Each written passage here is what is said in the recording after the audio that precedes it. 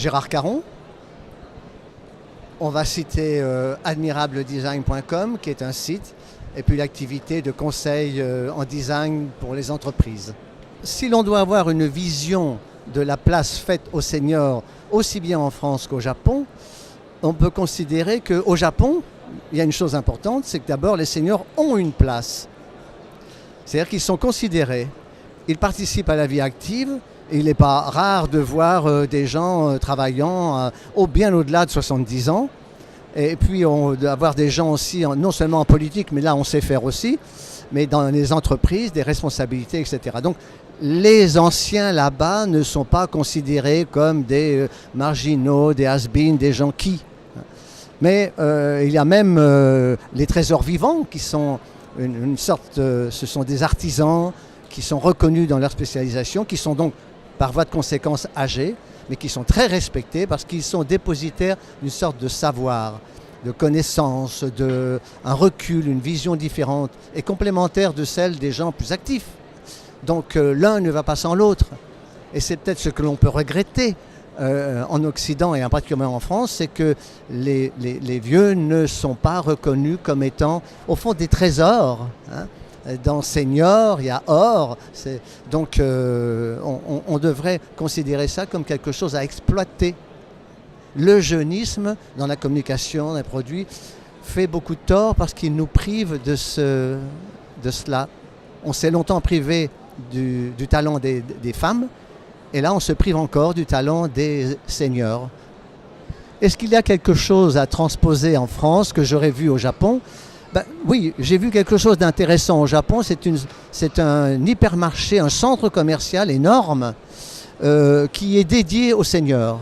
Et là-bas, ils n'appellent pas ça les seniors, ils appellent ça la grande génération. GG, Gigi en japonais, qui est un surnom pour les papilles aussi, affectueux. Donc, il y a un petit clin d'œil.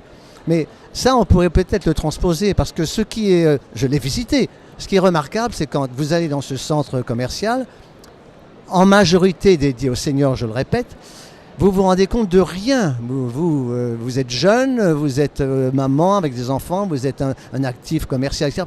Vous êtes à votre aise là-bas, vous ne vous rendez compte de rien. Alors en fait, tout a été fait pour les seniors. C'est-à-dire que les escalators sont un peu plus lents, il y a beaucoup plus de moquettes que dans les autres centres commerciaux, il y a des zones de repos, des fauteuils, des canapés à peu près partout. Mais je veux dire, on serait tous heureux de profiter de cela, hein, y compris, d'ailleurs dans les zones de repos, il y a beaucoup plus j'allais dire de juniors, ou de mamans avec des enfants, ou de jeunes messieurs qui regardaient leur SMS, etc., que de seniors. Donc voilà ce qu'on pourrait transposer. Alors évidemment, bon, je suis designer, donc je ne peux pas m'empêcher de vous parler un peu de design, mais le design a tout à fait sa place vis-à-vis de cette cible de seniors, parce que une des qualités premières du design, c'est de travailler l'ergonomie d'un service, l'ergonomie d'un produit.